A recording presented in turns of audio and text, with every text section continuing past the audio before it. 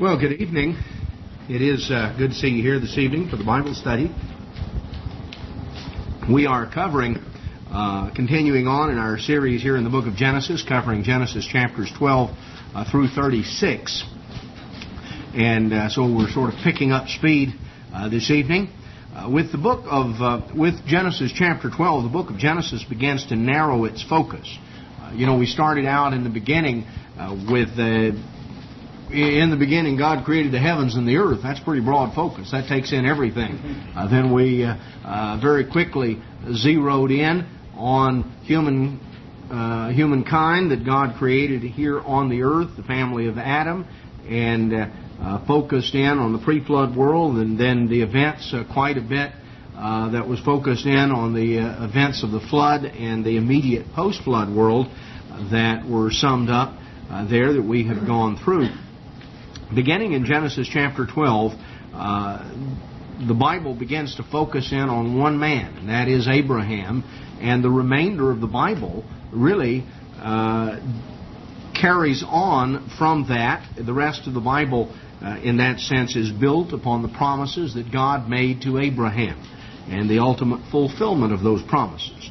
So that is quite a focus. Everything ultimately, all the rest of the Bible goes back and is dependent upon the much of the material that we're going to cover here this evening. God chose to work through one man, through Abraham, and through his family in order to reveal His Word, His truth, His plan for mankind, to preserve His Word, to build a family, a nation.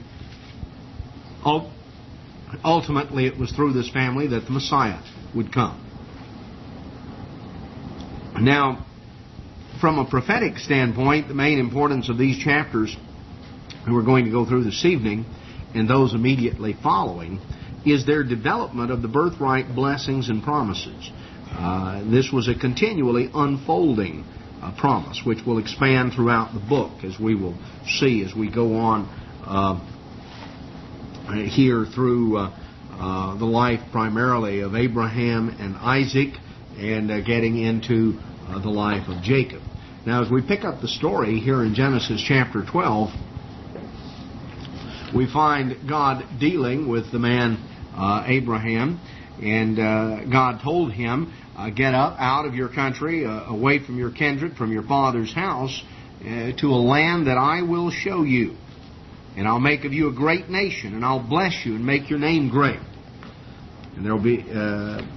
Now, what we find right here is that the promises initially are rather vague. God told Abraham, I want you to leave where you are and go to a place that I will show you. Now, that is not very specific.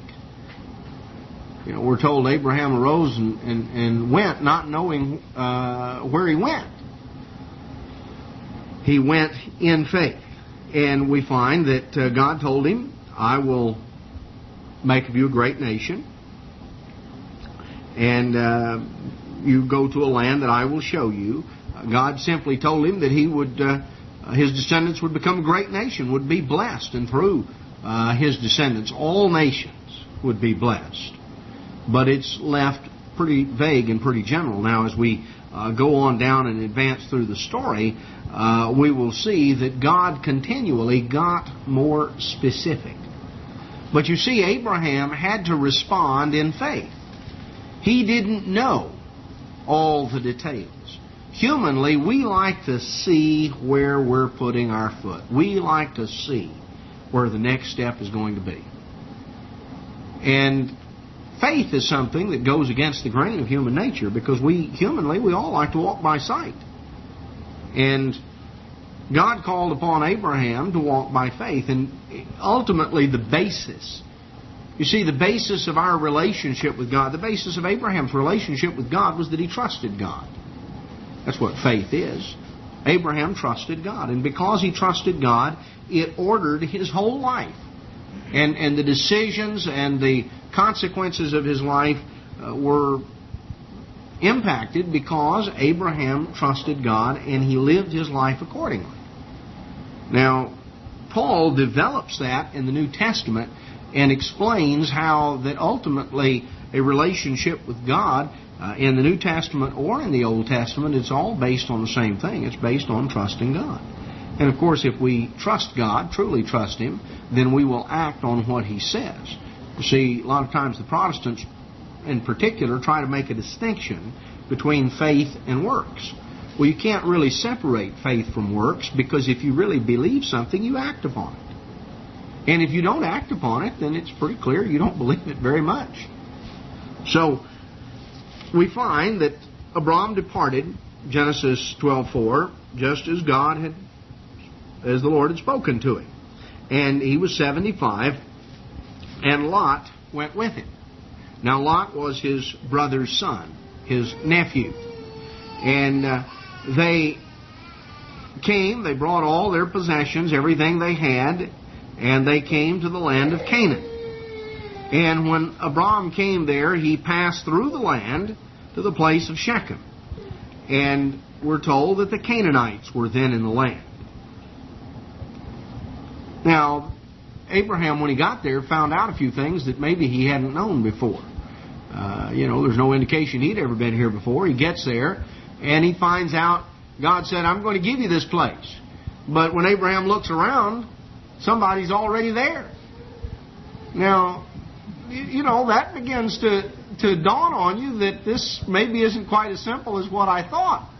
If somebody had promised you that they were going to give you this house, this beautiful house, and you were all excited about it, and they took you there and they showed you, and you found out somebody was already living there. And the people that were living there had no plans to move. That would be a little bit disconcerting. Abraham got there. Not only did he find the Canaanites then in the land, but he found there was a famine in the land. Verse 10. It hadn't been raining for a while. He got there and it was hot and dry, sort of like what Texas has been of recent date. And so, this was, here's another disappointment. Now he's got a bunch of cattle and sheep, no pasture to feed them on. So he comes on down to Egypt. And Abraham's faith is beginning to falter a little bit at this time, because he's having to get down to Egypt, go out of the land that God had promised him, because the famine was severe. Well, he began to get nervous and worried, and was afraid that he might be killed. So he decided to pass Sarah off as his sister. Well, there was a technicality there that Abraham was sort of leaning on, because of course the story is that Abraham actually she was technically a half sister to Abraham, as she was, as is explained in Genesis 20 verse 12. She's the daughter of my father, but not the daughter of my mother, and she became my wife. So Sarah was a half sister, and Abraham used that technicality to sort of fudge the truth here. And if it hadn't been for God's intervention, they'd have really been in a mess. God helped him to get out of this situation. He plagued Pharaoh, and Pharaoh was glad to get rid of him when he realized what the situation was. In Genesis 12:20, Pharaoh commanded his men concerning him. They sent him away with his wife and all that he had. And Abram went up from Egypt, he and his wife and all that he had, and Lot with him, to the south. This is to the southern part, to the Negev, that southern part of the land of Israel. He was very rich in livestock, and silver and gold. And he came on up as far as Bethel, where he had originally pitched his tent between Bethel and Ai. And the extent of the herds and flocks were such that in that area, they couldn't all stay together. They were going to have to spread out. They were going to have to do something because there was beginning to be strife among the herdsmen. And you see, the Canaanites and the Perizzites were dwelling in the land, verse 7. So it wasn't that they could graze their stock anywhere they wanted to. There were certain areas, and so they were going to have to spread out. Well, Abram, who at this time was, Lot was his next of kin. Lot was the natural heir. Abraham had been given promises, but he and his wife had no children. So Abram said to Lot in verse 9, "The whole land is before us. Just separate. You go one direction and I'll go the other. You go left, I'll go right. You go right, I'll go left." Well, Lot lifted up his eyes and he saw all the plain of Jordan. He wasn't looking at the land that Abraham had been promised. He looked across the river, saw the plain of Jordan. It was well watered. And so Lot chose for himself all the plain of Jordan, and he journeyed east, and they separated. Verse 12, Abram dwelt in the land of Canaan, and Lot dwelt in the cities of the plain. So what we find is that Lot distanced himself here, but he distanced himself not in the land, but going on outside the land and going on over. And the area, Lot was a little bit short-sighted. He took what he thought looked best from a human standpoint, which was, here he was sort of a tag-along, but nevertheless he was, when he got the opportunity, he took what he thought looked best. And we find that he pitched his tent, verse 12, he pitched his tent even as far as Sodom. But the men of Sodom were exceedingly wicked and sinful against the Lord. Now, people in Sodom weren't just your ordinary run-of-the-mill sinner. They were sinners exceedingly. They went over and above the call of duty, and so the first mistake, we find that Lot made a series of choices. And our choices have consequences. And Lot made some choices. Initially, you see, he was a little on the greedy side. He was going to pick what looked best to him and take advantage of having first choice. So he took the land the land of Jordan and pitched his tent toward Sodom. Got as close to Sodom as what he could. He began to get entangled with that. What we're going to find as we go on through is that Lot became increasingly entangled in the affairs of Sodom.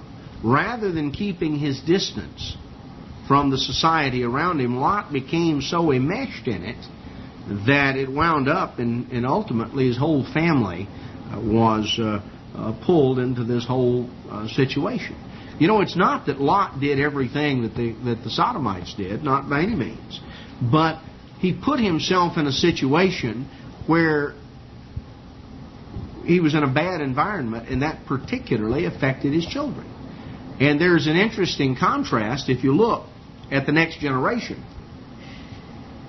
the family of Abraham and the family of Lot. Because you find that God said of Abraham a little bit later when he was talking about the land, when he was talking about the promises, and he said, "For I know him, that he will command his children and his descendants after him." Notice here in Genesis 18, verse 18. God's talking about Abraham, and He says, "Since Abraham will surely become a great and mighty nation, and all the nations of the earth shall be blessed in him, for I've known him." In order that, God says, I know him. That he will command his children and his household after him, that they keep the way of the Lord, to do righteousness and justice, that the Lord may bring to Abraham what He's spoken to him. You see, God knew Abraham, and He knew Abraham was going to train and teach his family and to orient them toward the truth, so that God would be able to bring about the blessings that He had in store for Abraham. So that's what we find, that there became increasingly a contrast between the family of Lot and the family of Abraham. Now, Abraham was a little bit discouraged after Lot had left, and God told him in Genesis 13:14, lift up your eyes and look from the place where you are, north, south, east, west, for all the land which you see will I give to you and your descendants. And I'll make your descendants as the dust of the earth. And He told him to arise and walk in the land through its length and width. Now, God begins to carry the promises a little further. First He just told him, go to a land that I'll show you. Now He points out to him what land this is and gives him some specifics here of the size of it. We'll find later God begins to further develop this promise. Now, in Genesis chapter 14, we're introduced to a couple of things. One, there was an alliance of kings that stretched from what is now modern-day Turkey, Asia Minor, across into Mesopotamia. And this alliance of kings invaded the Middle East, and Sodom, which was right at a crucial point in terms of the caravan routes coming up out of Egypt and from other areas, was a central city here. So we find that Chedorlaomer and the kings that were with him came and attacked this area, and they captured Lot. And they weren't going after Lot, they were just going after Sodom, and they took all of it captive. And verse 11 of chapter 14, they took all the goods of Sodom and Gomorrah and all their provisions and went their way. They took Lot, Abram's brother's son, his nephew, who dwelt in Sodom. By this time, Lot had moved into Sodom. First he pitched his tent toward Sodom, now he moved in. He keeps getting a little closer. Well, now this should have told him a lesson. He was at the wrong place at the wrong time, and goes and is hauled off captive. Well,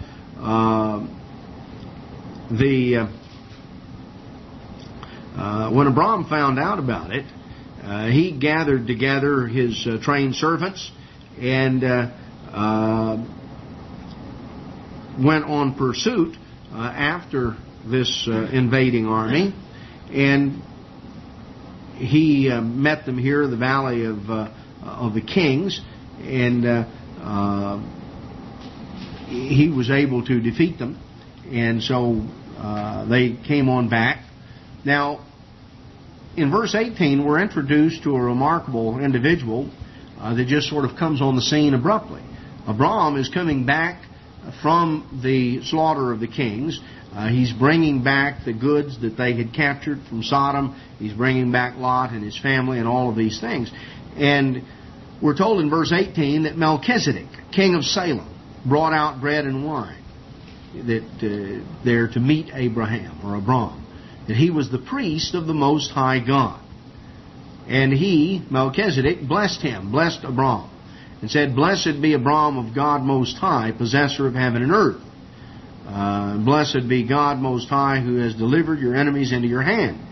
And he, Abram, gave him a tithe of all.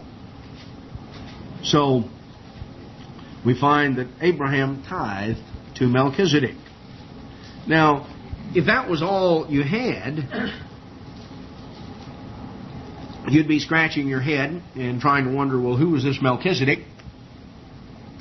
And this is, by the way, the first example of tithing that is mentioned in the Scripture. And we see tithing introduced here as an ongoing practice, as an ongoing result. And nobody told Abraham here at this point, well, Abraham, you have to tithe.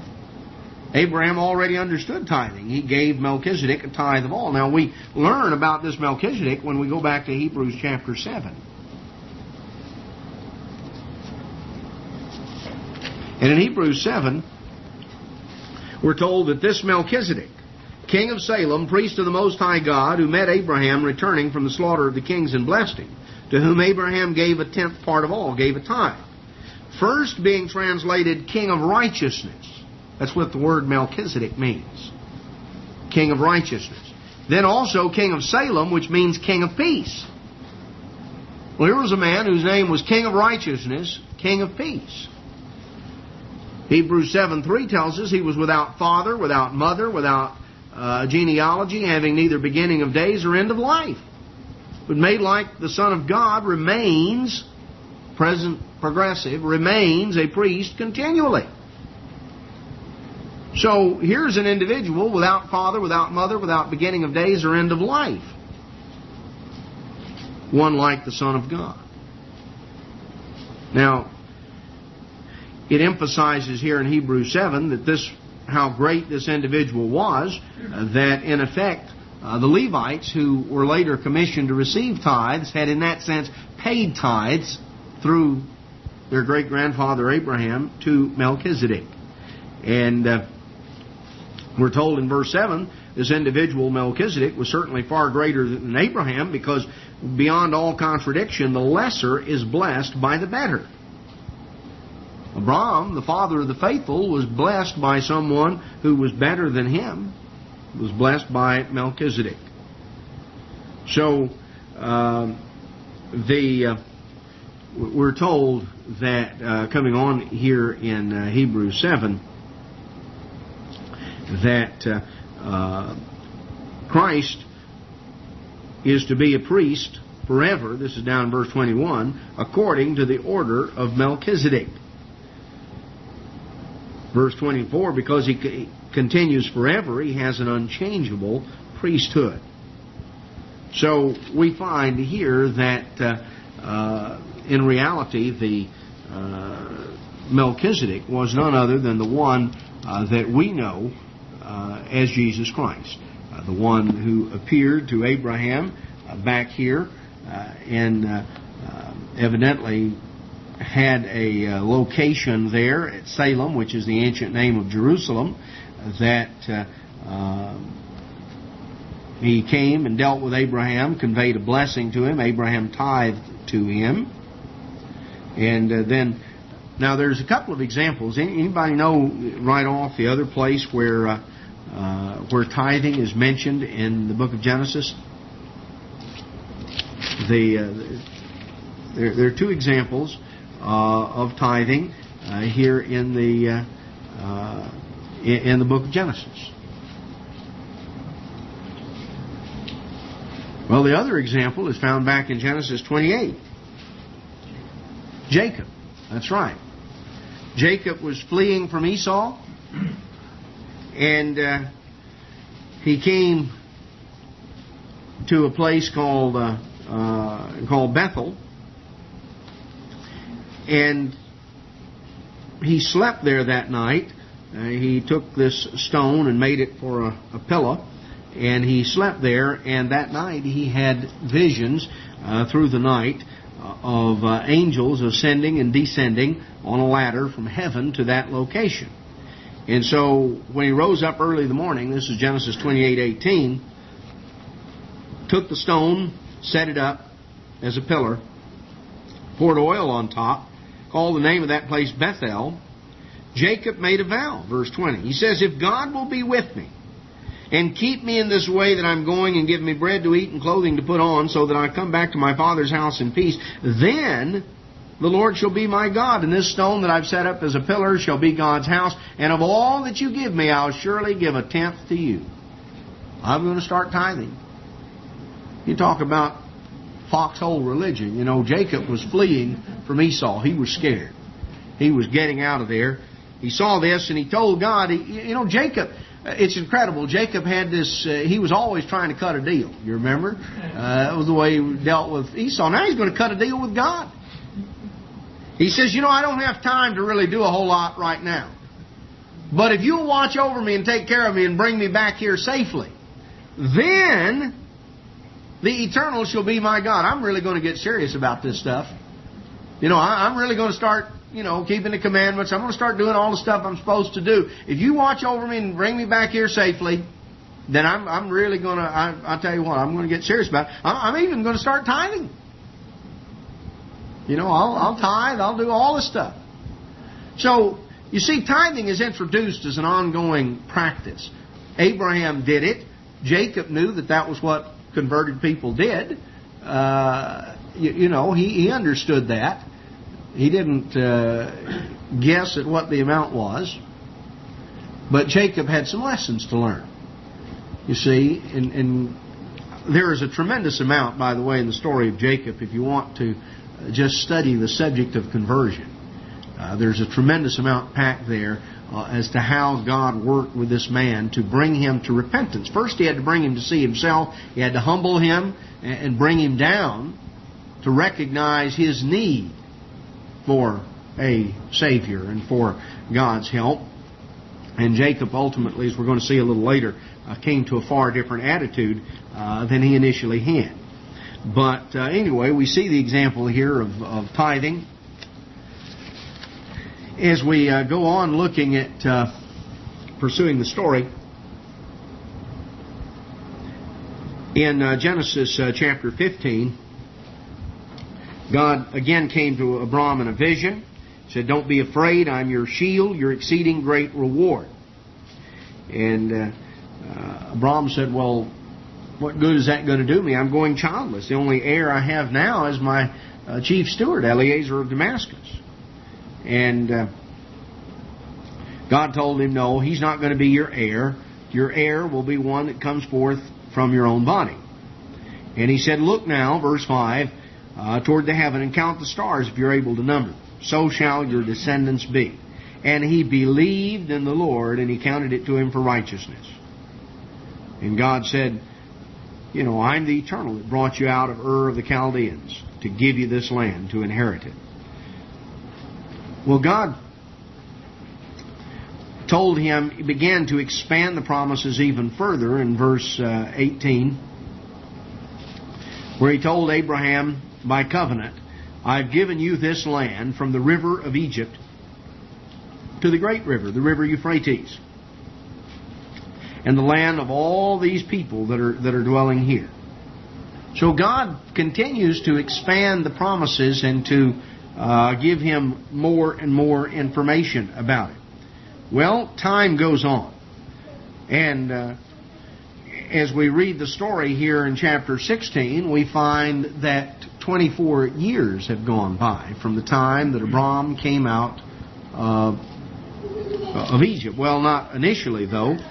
Chapter 16 brings up the story that 10 years had gone by. When we come to verse 3, he had dwelt 10 years in the land of Canaan. And Sarah had come up with an idea. 10 years had gone by, and what are we going to do? We don't have any children. And Sarah decided that the solution was for Abraham to take her handmaid. And she gave Abraham her handmaid and told him, "You have a child by her, and this will be our child."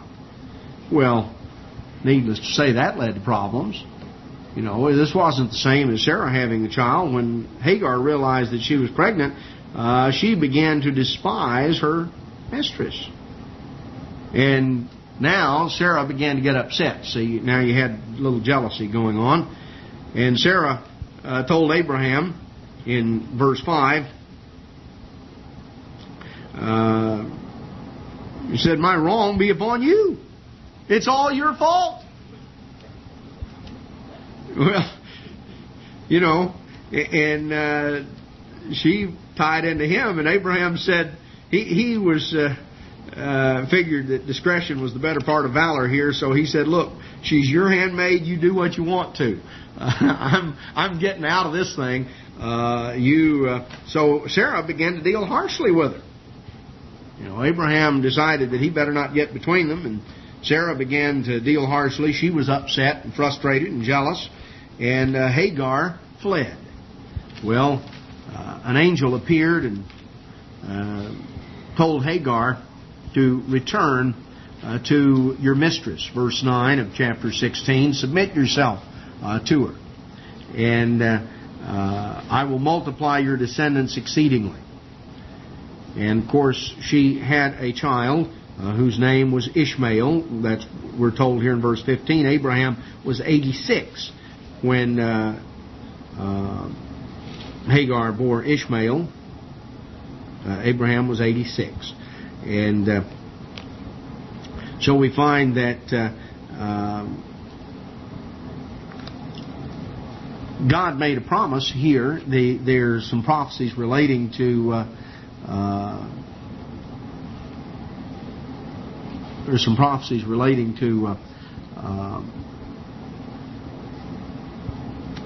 to Ishmael, Genesis 16:12, that out of the New English Bible I'll read it. He shall be a man like the wild ass, and his hand against every man, and every man's hand against him, and he shall live at odds with all of his kinsmen, which is descriptive of the Arab people. You know, that's what they've been. They have been a wild nomadic bunch, and they have continually fought with one another and everybody else. And they've stayed in the same general area, expanded out from there, and have a history of desert warfare all the way down. Now, there's a little more given in chapter 17, verse 20. We're told that Ishmael would become, his descendants would be greatly multiplied. He shall beget 12 princes. I'll make of him a great nation. Ishmael had 12 sons as well as Jacob did. And there are 12 tribes of Arabs. We don't have time to go into all the details, but the Arabs, interestingly, they have retained their genealogies. They have that. King Hussein of Jordan his claim to prominence is that he is a direct descendant of Mohammed. He is the he is in that sense sort of the the person of greatest stature in the Arab world because of his connection with the Prophet Muhammad. But the genealogies among the Arabs go back way beyond Muhammad. They track. They know which of the tribes of Ishmael that they come from, and those tribes are sort of scattered in different areas there of the Middle East. They're all in the same general Arabic speaking world, but the Arabs, because they have basically stayed in the same area with the same language, have preserved a history both of themselves and of the peoples that they came in contact with that is remarkable, more so than most any people, because most peoples have migrated from their original area and their languages have changed as time has gone on.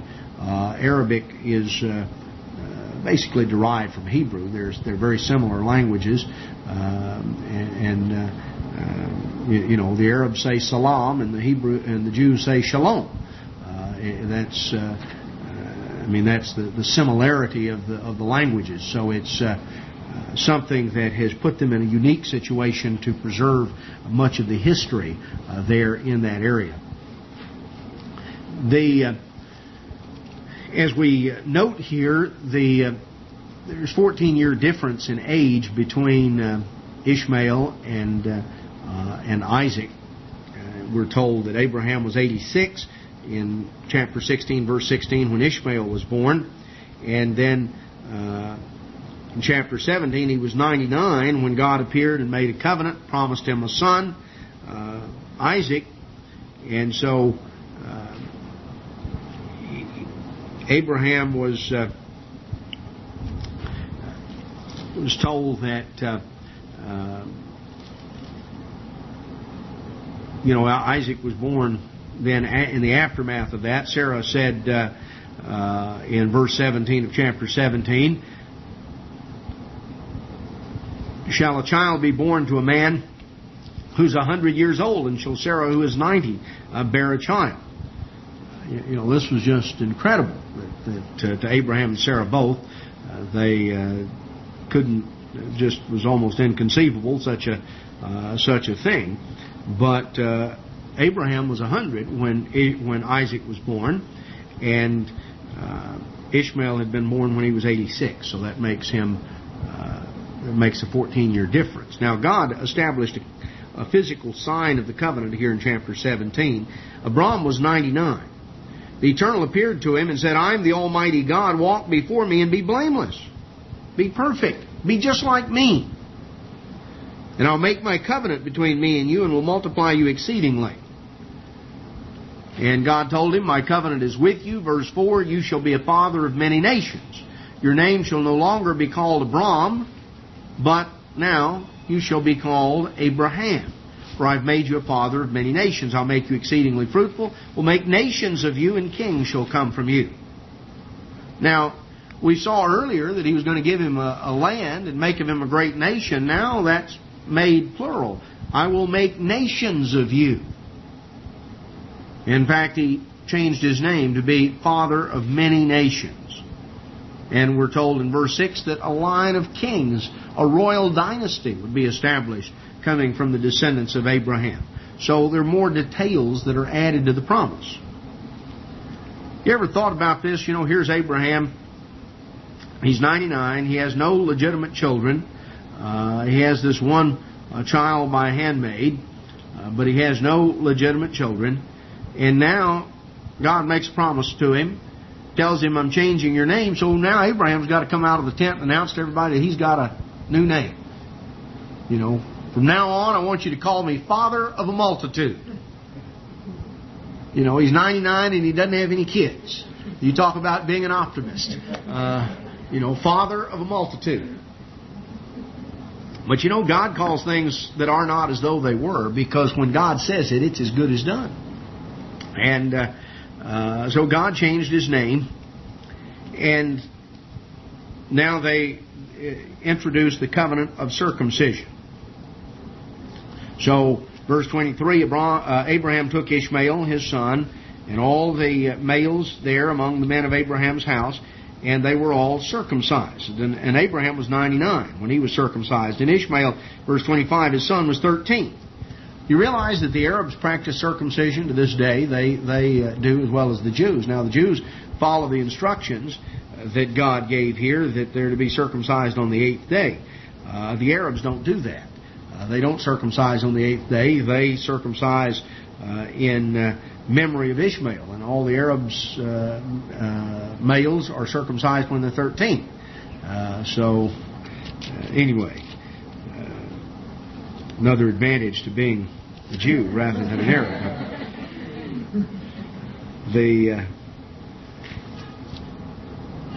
So God gave this as a sign of the covenant. Now the Jews later placed an emphasis on circumcision as though circumcision were the means of justification. Circumcision, the sign of the covenant in the minds of the Jewish religious leaders of the first century of Christ's day, they considered that circumcision was necessary in order to come into the presence of God. That you couldn't have a relationship with God if you weren't circumcised, because you couldn't enter the temple. That was the sign of the covenant. Paul goes back to this section of Scripture and makes the point that Abraham had a relationship with God before he was ever circumcised. Circumcision was not the basis of his relationship with God. It was the aftermath of that. Abraham had a relationship with God. He trusted God. That was the basis of his relationship, was faith. And so when God asked him to be circumcised, he was. Circumcision was the result. It was something that Abraham did because God asked him to do it. You know, the real key is having an attitude of submission, of trust and confidence and submission to God. And then that takes care of everything else, because when God asks us to do something, we respond in faith. If God wants us to do this, we do it. If God wants us to do that, we do it. You see, it's not the action that justifies us. It is the attitude, the faith, the confidence in trusting God. And therefore, we keep His commandments. We obey Him as a response to the fact that we trust Him, and we will do whatever it is that God desires of us. So God, here in chapter 18, there's more details given concerning the child that Abraham and Sarah were to have. You know, they both laughed about it, and Sarah just laughed and laughed. She thought this was so funny that she was going to have a child when she was old, and so God made her name the child Laugh. That's what Isaac means in Hebrew. in Genesis 18, we find that when Abraham was sitting there in the plains of Mamre, that 18:2, he lifted up his eyes and looked, and behold, 3 men were standing by him. And as we come on down through the story, we find that one of these was the Lord. Verse 13, the Lord said to Abraham, why did Sarah laugh? Verse 16, the men arose from there and looked toward Sodom, and Abraham went with them. And the Lord said, shall I hide from Abraham that which I'm doing? Since Abraham shall surely become a great and mighty nation. You know, I know him. I know what he's going to do. He's going to teach his children. And they're going to follow the way of the Lord. They're going to keep the way of the Lord, to do righteousness. That the Lord may bring to Abraham that which He's spoken. See, God knew that Abraham was going to do his part, which allowed the blessings to be fulfilled. So God began to explain to Abraham what He was going to do to Sodom and Gomorrah. Their sin is very grievous. And here are 2 angels that are accompanying the Lord. That makes up the 3. Chapter 19, verse 1 talks about the 2 angels came to Sodom that evening. Now, God told him what He was going to do, and Abraham began to try and bargain with God. Now, the reason, of course, was that Abraham was worried about Lot. He was worried about Lot and his family.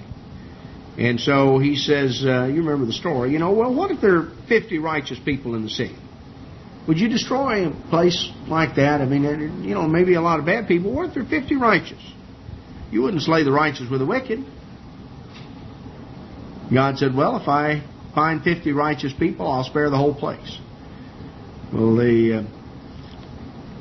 then Abraham begins to bargain a little bit. He says, well, what if it just lacked 5 being 50? I mean, 50, maybe it wasn't quite 50. Almost. It was 45. Surely just 5 people. Just the absence of 5 people, you wouldn't destroy it. God said, no. We said, well, what if there were just 40? I mean, you're not going to destroy it if they're 45. Well, what about if they're 40? And God said, no. He said, well, what about 30? And he works it all the way down, you see. Finally, God tells him that He wouldn't destroy it for the sake of 10. Abraham figured that was about as far as he dared go. He finally worked it down to 10. He figured Lot and his family ought to make up that many. Well, you remember the story. The angels came to Sodom, and Lot was sitting in the gate of Sodom.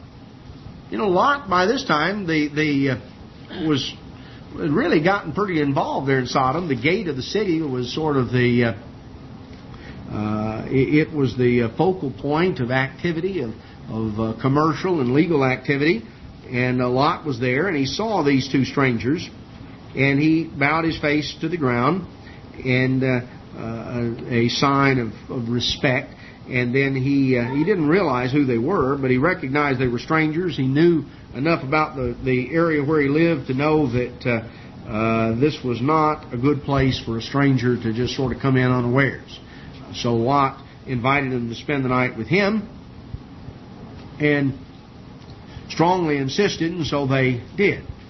And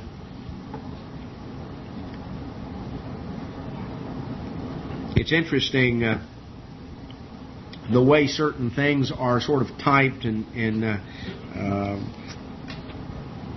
made reference to in the Old Testament. Lot invited him in verse 2 to come spend the night at his house to wash your feet. And then we find that he baked unleavened bread, made a feast, baked unleavened bread here in verse 3. Well, you remember the story here. Wasn't long before the people of the land, the people of the city came, and they wanted these men to come out. Well, they were angels and able to take care of themselves. They struck the people blind that had come there to the house, told Lot that they had really seen all they needed to see. That down in verse 12 they said, "Do you have anybody here in the city? Son-in-law, sons, daughters, whoever you have, take them out of here. We're going to destroy this place." Well, Lot went out, verse 14, spoke to his sons-in-law who had married his daughters. And he said, get out of this place. The Lord will destroy it. But, his sons-in-law considered it a joke. You see, their attitude, Lot now began to reap some of the consequences of what he had done. Abraham was very, very careful in terms of his family and had made great care and provision to send his most trusted servant, as we're going to see, all the way back to the land of the Chaldeans to get an appropriate wife for his son. Lot's family had intermarried here in Sodom, and the result of it, you see, was that Lot's whole family had been absorbed into the society. And there weren't 10 righteous. Lot's family, except for his 2 unmarried daughters that were there at home, him and his wife and his 2 unmarried daughters, they were the only ones living there in his house. And so finally the angels told him, you've got to get out. We can't wait any longer. In verse 16 it says, while he lingered. I think, you think about that. That's one of the most poignant verses, I think, in the Bible, because you know why Lot lingered. Because his family was there. And he knew what was going to happen to him when he walked out of Sodom. And that was very, very difficult. He had made some decisions earlier in life that were now coming back on him in terms of consequences. So the angels took hold of him, his wife's hand, in the hands of his 2 daughters, the Lord being merciful to him. And they brought him out and set him outside the city. And they told him, escape for your life. Don't look behind you. Escape to the mountains. And Lot said, oh, please don't make me go to the mountains. I'm scared. There's a little town over there. That's just a little place. Surely it can't be very bad. It's very little. Can I go over there? Well, the angel said, all right, you can go over there. Now hurry and escape. The name of the city was called Zoar, which means literally little. It was a little town. They called it little. It was just a little spot in the road. So the sun had risen when Lot entered Zoar, and the Lord rained fire and brimstone on Sodom and Gomorrah. And he overthrew the cities of the plains and all the inhabitants. Now, Lot's wife looked back. They were told not to look back when these things started happening. She looked back, and I think certainly the sense of it is she looked back longingly. She was, and she became a pillar of salt. Now, Christ quotes this in Matthew 24. He says, remember Lot's wife. One of those little short verses in the Bible. What should we remember about Lot's wife? This was so much, had become so much her society and her world, she simply couldn't turn her back on it and leave it behind. She looked back. I think the clear implication is she looked back longingly. Well, Lot, verse 30, the more he got to thinking about it, he went up out of Zoar and dwelt in the mountains. All of a sudden the mountains didn't seem so bad. After the fire and brimstone had come down, everything had been destroyed. I guess Lot got thinking about it. He got scared that maybe God was going to change his mind and wipe out Zoar too, because he had sure made a clean sweep of everything else. You go over there now, that's the area of the Dead Sea. It is a desolate, one of the most desolate places on earth. This is the place Lot moved because it was well watered. And you notice it adds in the parenthetical statement, before the Lord destroyed Sodom and Gomorrah. Appearances can be deceiving. And Lot was looking for some of the wrong things. Well, we go through the story here of Lot and his 2 daughters, and this is ultimately where the Moabites and the Ammonites, you read of them on throughout much of the rest of the Old Testament. But they were the children of Lot, the children of Lot by his daughters. And this is described here in Genesis 19. Now, as we come on down through the story, in chapter 21 we read of the birth of Isaac, and then the expulsion of Ishmael and Hagar, which is given here in Genesis 21. They were sent out. God intervened to take care of them. Now, as we come on down through the story, we need to pick up a little speed here. We'll come to chapter 22. God tested Abraham.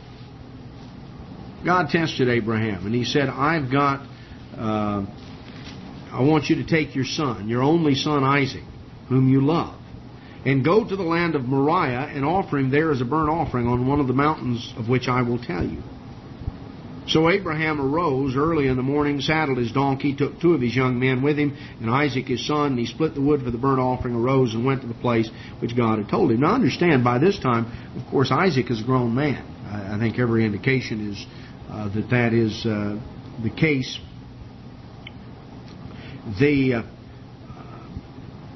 Isaac has reached maturity. Abraham has been walking with God for decades now. You know, God began to work with him very directly when he was 75. God has appeared to him, has dealt with him. Abraham has had conversations with God face to face. The one that became Jesus Christ. Has actually eaten meals with him, as described there in Genesis 18, tithed to him, and as it describes in Genesis 14 and other places. So, it's not that Abraham, it's not, somebody just sort of heard a voice in the dark that told him, go slay your son, and he did it. I mean, Abraham knew this was God. This was the Creator. This is the one that he had dealt with for all of these decades. He knew who it was. He had no question, he had no doubt that it was God. It wasn't just sort of some, disembodied voice that sometimes people, do some crazy thing. And they say, well, God told me to do that. Well, this was a totally different thing. God had dealt with Abraham in a personal way, time after time, over an extended period of years, of decades. And now the very one who had appeared to him, who had sat down and had a meal with him and said, now you're going to have a son in a year, had continued to deal with him through this time. Now this one appears to him and said, that son you had, the one I promised you, you need to take him and sacrifice him to me. And Abraham, we're told, made preparation, and he did this.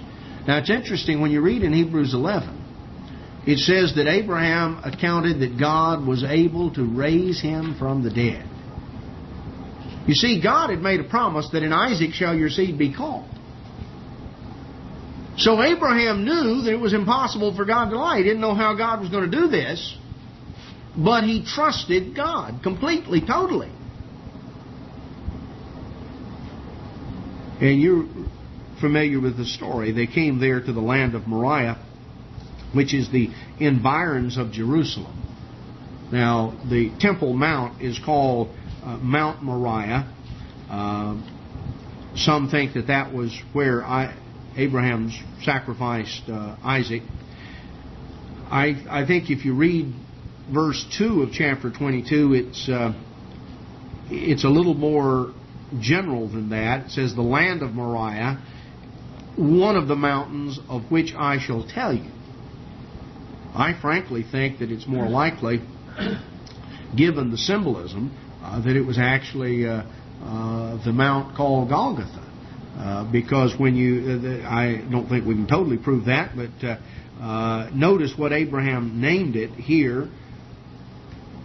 He lifted up his eyes and saw the ram, and he named the place, verse 14, Yahweh Yireh, the Lord will provide. As it is said today, in the mount of the Lord it shall be provided. Well, who was provided? What was provided? Well, Christ. This was a type, you see, because God the Father ultimately gave His only begotten Son. See, God did what He asked Abraham to do. He didn't require Abraham to do it. But God the Father actually did this, and the name of the place is the Lord will provide. That's why I think that it was probably on the actual location of Christ's crucifixion, which, of course, is only a matter of a short distance from the Temple Mount. All of it is in the environs there, the same immediate area. It's all in what would have been termed the Land of Moriah. Verse 2 just is general. It doesn't say, it just says one of the mountains there. Well, there are all these little hills there around Jerusalem. Which one was it? I think, of course, ultimately that was the most significant place in terms of the sacrifice, the ultimate sacrifice taking place, the one of which what Abraham did with Isaac and then with the ram were only types. Now God said at this point, "Now I know," verse 12, "that you fear God, since you have not withheld your son, your only son." So God says in verse 16, "By myself I have sworn, because you've done this, in blessing I'll bless you, multiplying I'll multiply your descendants as the stars of heaven, as the sand on the seashore. Your descendants shall possess the gate of their enemies." So we find here the promises were made unconditional, based on Abraham's obedience. And now the promises are expanded a little further. The promises added in for the first time, "Your descendants shall possess the gate of their enemies." And they're going to be multiplied. So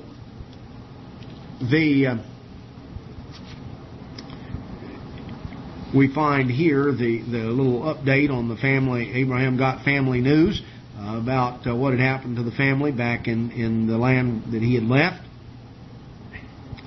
And Sarah then died. She was 127. That means that Isaac would have been 37. He was 90. Sarah was 90 when Isaac was born.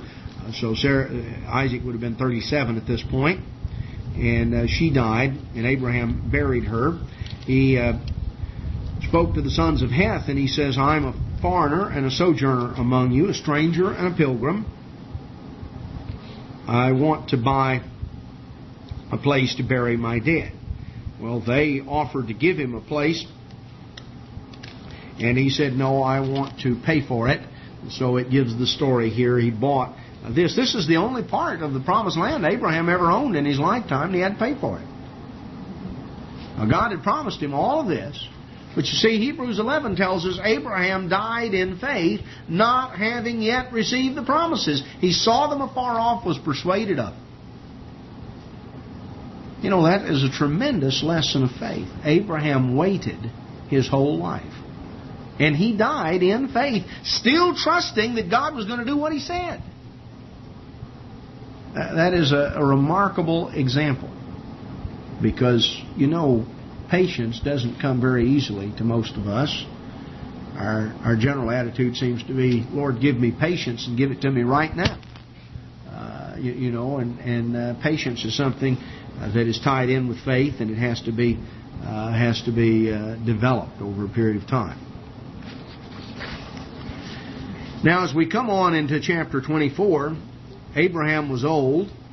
God had blessed him, and Abraham called his most trusted servant and said, "I want you to go back to my country and to get a wife for my son." Abraham understood that it was important who Isaac married. He didn't want him to intermarry with the Canaanites there in the land. And he said,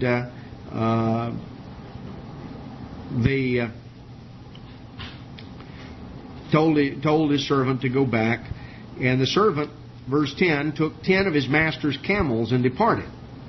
His master's goods were in his hand. Now here was a profitable servant. Here was a trusted servant. You know, Abraham entrusted all this wealth to him to go back there, trusting the servant was going to go where he was supposed to go, not to head out for Egypt or try to escape or something. Well, as you come on down through the story, you know, the servant had prayed to God and asked Him to give success. And so sure enough, God sent out a young woman, Rebekah, who was a granddaughter of Abraham's brother Nahor. And she came there, and she was a beautiful young woman, And she and the servant had conversation. When he realized who she was, he went back there. Now Rebekah had a brother, verse 29, whose name was Laban. And as we come on down through the story, Abraham's servant told him why he had come. Now this is not, a forced marriage. That I think that's good to understand. Rebekah had a choice, and that is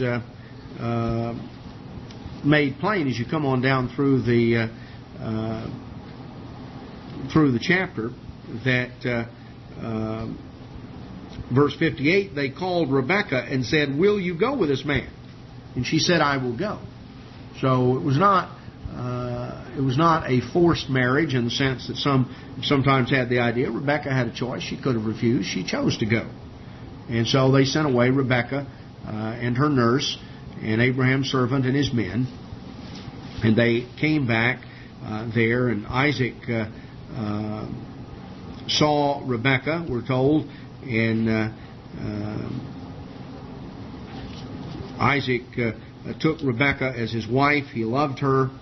We're told here in verse 67. Now, in the chapter 25 tells about another wife that Abraham took now after the death of Sarah and the children that he had by her. But we're told in verse 5, Abraham gave all that he had to Isaac. Isaac was his heir. He gave gifts to the sons of the concubines, and while he was still living, he sent them eastward, away from Isaac his son. And Abraham died, 175. Isaac and Ishmael buried him. And then we get into the story of Ishmael and Isaac. It talks about some of the genealogy here of Ishmael, here in the remainder of chapter 25. And then we come on down that Isaac was 40 when he married Rebekah. He had been 37, if you remember, when his mother died. They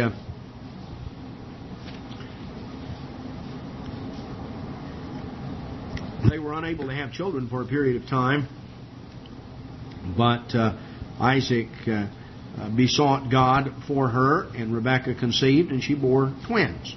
And these twins were not identical twins by any means. They were very different. God had plans for them. There were two nations that were there, and the twins were born, Jacob and Esau. Esau came out first, and Jacob came out, and he was holding Esau by the heel. They took two totally different approaches to life. Esau was a hunter, a man of the field. Jacob was a mild man, dwelling in tents. He was Esau was Isaac's favorite, and Jacob was Rebekah's favorite, and that led to problems. Well, as we find the story here that as to how Jacob had this trait of he was a fellow who was always out to wheel and deal and to try to take advantage of the situation. He managed to get the birthright away from Esau and con Esau into selling his birthright for a bowl of stew. And as we come on down to chapter 27, we find that Isaac was old and his eyes were dim, and he wanted Esau to go and make him a venison stew, a savory stew like he liked, spicy, tasty. And Rebekah heard it. She knew that Isaac was going to convey the blessing at this point, so she and Jacob cooked up a scheme to take a goat and to roast that, and she seasoned it up. And by the time she seasoned it and spiced it all up, Isaac couldn't tell the difference. You remember the story, Jacob passed himself off as Esau and got the blessing. So he was a real wheeler-dealer. He's not the kind of fellow you'd want to get into business with. He's not the kind of fellow you'd want to buy a used car from. He just Jacob was always out to get the best end of the deal. Well, the result of this was sort of the final straw, because we're told in verse 41 that Esau hated Jacob. And Esau said, "The days of mourning for my father are at hand, and then I'm going to kill Jacob. Dad can't live very much longer. As soon as he dies, I'm going to finish Jacob off. I'm going to kill him." And Jacob figured that Esau meant it. So Rebekah was worried, and they decided, she talked to Isaac, and they decided that they needed to send Jacob away. Jacob and Rebekah had both been grieved by Esau's marriages. He had taken wives of the Hittites, and we're told in verse 35 of chapter 26, they were a grief of mind to Isaac and Rebekah. And down in verse 46 of chapter 27, Rebekah said to Isaac, "I'm weary of my life because of the daughters of Heth." I'm just sick about what's happened, the way what Esau has done. If Jacob take a wife of the daughters of Heth, like those that are the daughters of the land, what good will my life be to me? I just, I don't even want to live if this is going to happen. So Isaac called Jacob, blessed him, and said, "Don't take a wife of the daughters of Canaan. Arise, go to Padan Aram, to the house of Bethuel, your mother's father, and take yourself a wife from there, of the daughters of Laban, your mother's brother." And so Jacob was sent away by Isaac. And he went. And Esau never did get the point. Verse 8, he finally figured out the daughters of Canaan didn't please his father. So then he went to Ishmael and married some Ishmaelites in addition to the wives that he already had. Well, Esau was not real good at getting the point on things, as we see in several examples. But Jacob went on down. We've already went through the account here of God appearing to him. Jacob came in chapter 29. We have the account of Jacob meeting Laban and coming to love Rachel and wanting to marry her. Well, you remember the story that Laban pulled a switch on him. Jacob had made a deal to work 7 years and be able to marry Rachel. And when the 7 years were up, Laban passed the older daughter, Leah, off on him. And then said, "Oh, you didn't know. Well, in our country," this is verse 26 of chapter 29, we can't give the younger one before the older one." "Oh, I thought you knew that." "No, we got this custom." "Well, I'll tell you what. Oh, you want to marry her? Well, serve me another 7 years. And Jacob did so. And so we're told, verse 30, Jacob went into Rachel. He loved Rachel more than Leah, and he served with Laban still another 7 years. Well, as we come on down through the story, we find that after he had served this period of 14 years, then he served another 6 working for wages. Because Laban didn't want to let him go. Jacob was a very good farm manager. Well, we go through the story here, beginning in verse 31, coming on down. The children that Jacob had through his wives, and then they made a deal to. Jacob asked Laban to send me away that I may go to my own place, to my own country. And Laban said, "Oh, I want you to stay. You just name your wages and I'll give it." Verse 28. So they made a deal for the livestock as to which ones would belong to Jacob and which ones would belong to Laban. Well, as you go on through the story, Jacob told him... He told him down in verse 41 of Genesis 31, "I've been in your house 20 years. I served you 14 years for your 2 daughters and 6 years for your flock. And you've changed my wages 10 times. Every time that Jacob started getting ahead, Laban tried to go back and rewrite the contract. You ever did business with somebody like that? So anyway, God finally extricated him from the situation. It was good for Jacob to be in a spot that he couldn't get himself out of. You know, sometimes we changes our perspective on things. Verse 42 says, unless the God of my father, the God of Abraham, the fear of Isaac had been with me, surely now you'd have sent me away empty-handed. You know, Laban didn't let him go with anything because he wanted to. Well, as you come on down through the story,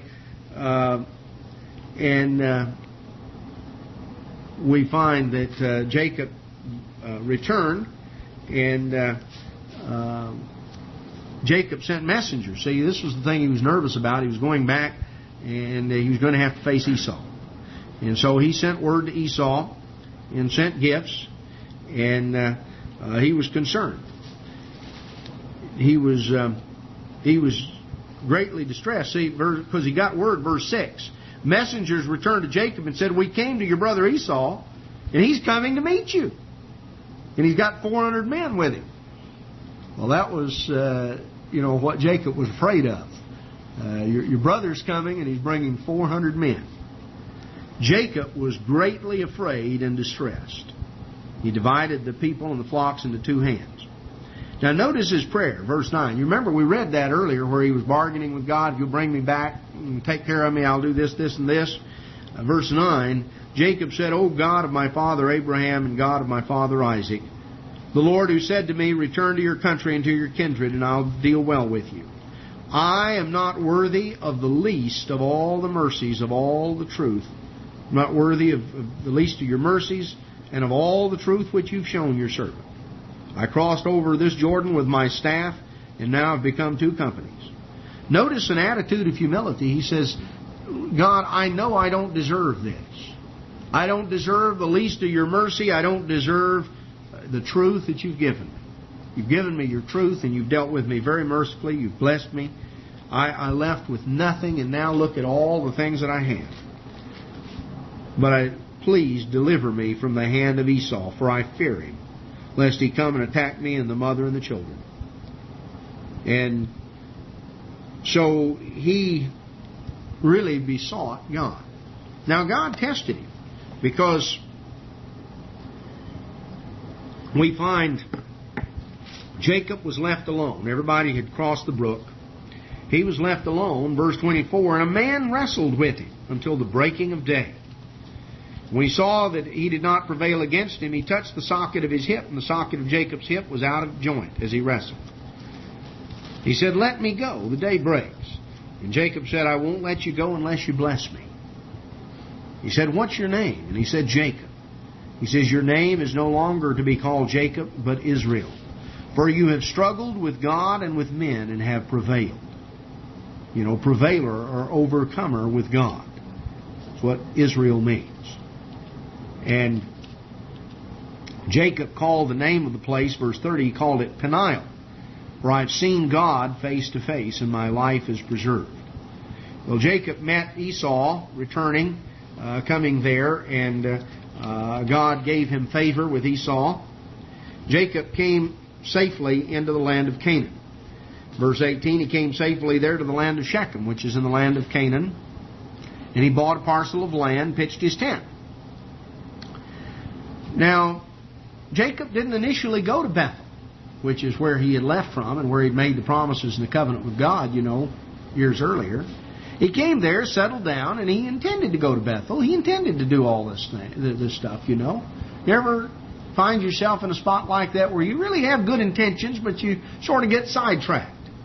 Jacob got sidetracked. He got settled down and found a place for his cattle, and, he thought he had things he had to take care of.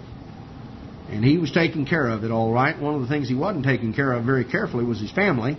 And Dinah, his daughter, began to go out to see the daughters of the land. Well, that was a mistake. It wasn't long before she had gotten, sort of entangled in an illicit romance with Hamor, with Shechem, who was the prince of the country, and they became involved in fornication, and Shechem wanted to marry her, so he and Hamor, his father, came and asked Jacob to give them his daughter. Well, this wasn't what ought to be. And when the sons of Jacob, verse 7, when they came in from the field and heard it, they were grieved and angry. And see, Hamor said, look, he said, verse 9, make marriages with us and give your daughters to us and take our daughters to yourselves. We'll just be all one people. And this was not, of course, what was supposed to be. Well, Jacob's sons answered Shechem and Hamor deceitfully, verse 13. And they said, well, look, I tell you what, the only reason we're slow to do this is because you're uncircumcised. That was not the whole story, but they said, if you'll all be circumcised, then we'll do this. Well, we're told that they got everybody to agree to be circumcised. And so, verse 25, it came to pass on the third day when they were in pain. The two sons of Jacob, Simeon and Levi, Dinah's brothers, took his sword, came boldly into the city, and killed all the males. So, they slaughtered and plundered and did all this stuff. And when Jacob heard it, he said, you have really gotten me into trouble now. We're few in number, and all these Canaanites all around are going to hear about this, and they're going to destroy us. Well, Simeon and Levi didn't seem to be very repentant, verse 31. They figured they were justified. And down in verse 35, Jacob has now gotten in another, this is a real mess. I mean, here they are about to be on the receiving end of this of a war that was about to break out. And God told Jacob in chapter 35, verse 1, He says, you need to arise and go up to Bethel and dwell there and make an altar to God who appeared to you when you fled. So he sort of called Jacob's attention to something. He said, Jacob, you and I have a deal, remember? I think maybe you need to go back to Bethel. You need to go back to where you entered into your covenant with me. Your life is not very well in control. Things have become pretty well unmanageable for you, haven't they? You need to go back to Bethel. Now it's interesting because Jacob knew there were compromises Jacob had allowed in his family. We know that because when they got ready to go back to Bethel, Jacob knew. You see, Jacob didn't have a Protestant idea. The Protestants saying, just as I am. Well, Jacob knew that he couldn't come back to Bethel just as he was. He had some changes to make. If he wanted to go to Bethel and renew his covenant with God, so he called his household together and he said, put away the foreign gods that are among you. Purify yourselves and change your garments. He says, we've got to get rid of all these little idols. Various family members had little idols that they had. And Jacob said, let us arise and go to Bethel, and I'll make an altar to God who answered me in the day of my distress. So they gave Jacob their foreign gods, which were in their hands. And, his sons gave him their earrings. That was something that they had picked up from the Ishmaelites, who had picked it up from down in Egypt. That's a different subject. We could go through some other verses back in Joshua on that. But, all these little compromises they had made with the society around them. And Jacob dug a hole and he buried them here under a tree in Shechem. All their little idols and all their little things, you see. They wanted to be just like the world and just sort of, and they were. Well, they journeyed, and the terror of God was upon the cities round about them. I think it's an interesting thing to understand, and there's a spiritual principle. There's a time, I think, in all of our lives when we come to the point of realizing that maybe we need to arise and go back to Bethel. We need to get back to our spiritual beginnings. We need to get back. We need to renew our relationship with God. And the principle here is that at that point, that's the time to examine our lives and say, what kind of trash have we picked up and accumulated in our journey? What kind of things do we need to discard? What do we need to bury under the oak tree? and leave behind us. Because Jacob knew that if they were really going to get serious in renewing a relationship with God, that they couldn't just go on like they were, just sort of living a life of compromise with the world around. So he came to Luz, or Bethel, built the altar there. And God appeared to Jacob again. And made reference to the fact that his name was now Israel, told him, be fruitful and multiply. Now he expands the promise a little further. Verse 11, a nation and a company of nations shall proceed from you. See, that's never been mentioned before. Promise is reiterated. The land that I gave to Abraham and Isaac I'll give to you and your descendants. So they journeyed from Bethel, and they came to Ephrath, or Ephrata, the area of Bethlehem. Ephrata was the old name. Bethlehem was a later name. That's why you find references to people from the area of Bethlehem called Ephrathites. Has reference to the to Ephrata, which was the ancient name of the city. Rachel travailed in childbirth. She had a son, Benjamin, and died and was buried there. That's Bethlehem was always associated as sort of Rachel's city because she was buried there.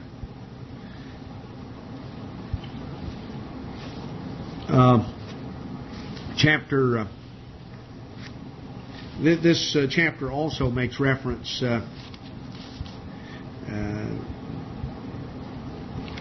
here to